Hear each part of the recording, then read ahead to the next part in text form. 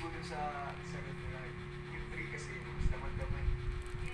Kasi sinasakutan yung 3. Pero kung sa lahat-lahat pinagdaanan natin sa kilati, sa kilos, at dun sa kasagutan, sino? Sino talaga ang para sa inyo ay ang breadwinner na makeup artist? Pero kailangan niyo, may mga profession to, maaaring ginagawa breadwinner, maaaring actor yan. Kasi una, gusto nila si number 2.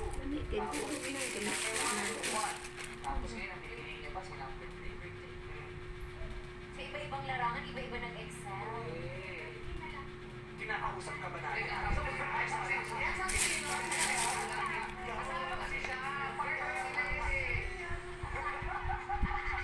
di ba si Darren at saka si Sean at Ryan kung anong opinion nila, Mami B, Ate Vilma? Tinanong ko ba sila hindi?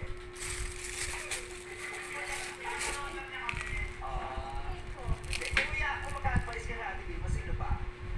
Ako tingin ko, kanina, akala ko 2, pero nakapunti sa Ano nga, number 3. Kasi yung sagot niya kasi... Parents mag-atong ikuan. Nag-a-advise si Ryan. Okay. So, Jay Magpiang, kailangan niya ng isulat niya na ang inyong kasagutan. Number... Jay Magpiang, sino para sa inyo ang breadwinner na makeup artist? And the breadwinner na makeup artist is...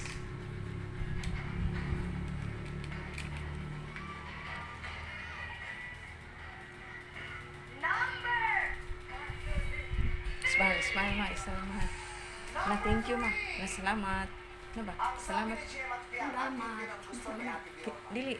Kinsay gahatag nimo? Nakahanap natin breadwinner na makeup artist. Kinsay gahatag nimo? And the breadwinner na makeup artist is... Dili. Kinsa man gikan ni? Sa pagpublikaan show! Dili.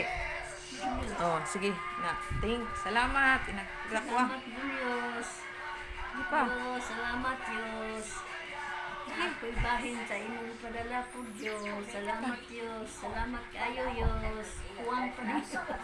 Masarap talaga. Salamat Diyos. Air Brilliant Skincare. Air White. Thank you Lord. Char by